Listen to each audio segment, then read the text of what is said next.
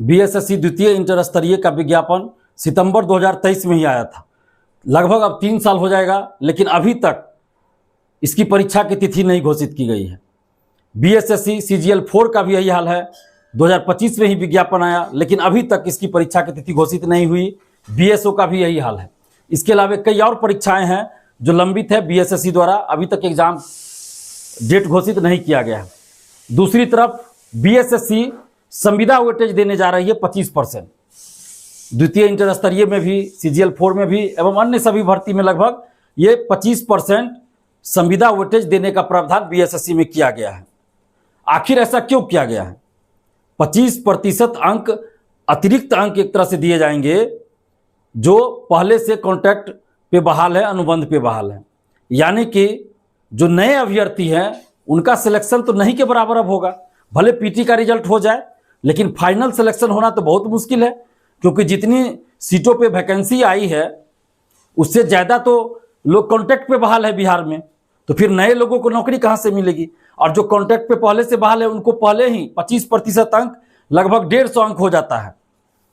150 अंक एक्स्ट्रा मिल जाएगा उनको। तो फिर कैसे नए जो बेरोजगार लोग हैं उनको, उनका सिलेक्शन कैसे होगा? ये संविदा वेटेज लाया ही गया है धांधली सेटिंग के लिए। संविदा वेटेज धांधली सेटिंग का सबसे आसान और सबसे सुरक्षित रास्ता कुछ अधिकारियों ने मिलकर खोजा है। पहले कॉन्ट्रैक्ट बेसिस पर अपने लोगों को बहाल कर लो या पैसा लेकर बहाल कर लो, उसके बाद फिर उसको परमानेंट बहाली में वेटेज दे दो 25%, ताकि आसानी से वो बहाल हो जाए और धांधली सेटिंग का पता भी न चले। यही इसीलिए किया गया है और कोई बात नहीं है। आखिर क्यों? जब अगर आप संविदा वेटेज 25% बीएसएससी में दे रहे हैं तो यूपीएससी में कहाँ मिल रहा है? बीपीएससी सिविल सेवा में कहाँ मिल रहा है? बीपीएससी टीआरई में तो नहीं मिल रहा है। तो फिर इसमें क्यों आप दे रहे हैं? ये धांधली सेटिंग का एक नया रास्ता ढूंढा है, सबसे सुरक्षित रास्ता ढूंढा है। कुछ अधिकारियों ने ऐसा किया है। संविदा वेटेज हटाना होगा। जब तक संविदा वेटेज नहीं हटता है तब तक जो लाखों बेरोजगार अभ्यर्थी है उनके लिए परीक्षा का कोई मतलब ही नहीं रहेगा, क्योंकि फाइनल सिलेक्शन तो बहुत कम लोगों का होगा। अधिकतर तो जो कॉन्ट्रैक्ट पे बहाल है उनका हो जाएगा। इसलिए संविदा वेटेज हटना चाहिए। सभी को एक समान अवसर मिलेगा, एक समान अवसर मिलेगा, सभी लोग परीक्षा देंगे। जो कटअप होगा उसमें जो कटअप पार करेंगे सभी को नौकरी मिलेगा, चाहे वो संविदा पे बहाल हो या संविदा पे बहाल नहीं हो, सभी को एक समान अवसर मिलना चाहिए।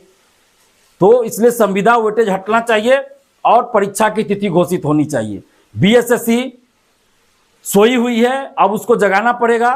हम बार बार बीएसएससी से आग्रह किए, बिहार सरकार से आग्रह किए कि आप एग्जाम डेट घोषित कीजिए, संविदा वेटेज हटाइए, नहीं तो हम लोग आंदोलन करने के लिए मजबूर होंगे।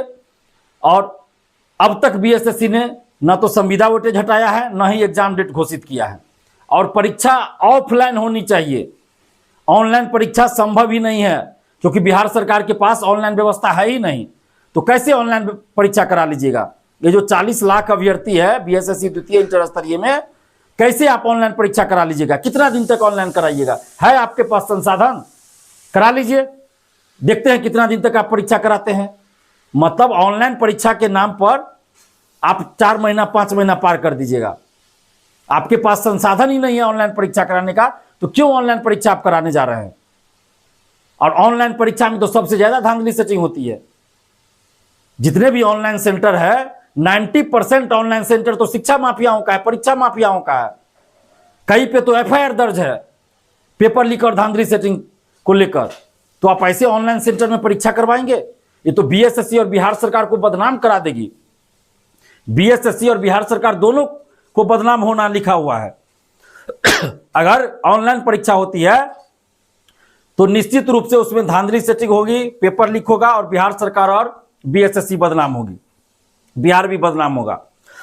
इसलिए ऑफलाइन परीक्षा हो, एग्जाम डेट घोषित हो, संविदा वेटेज हटे।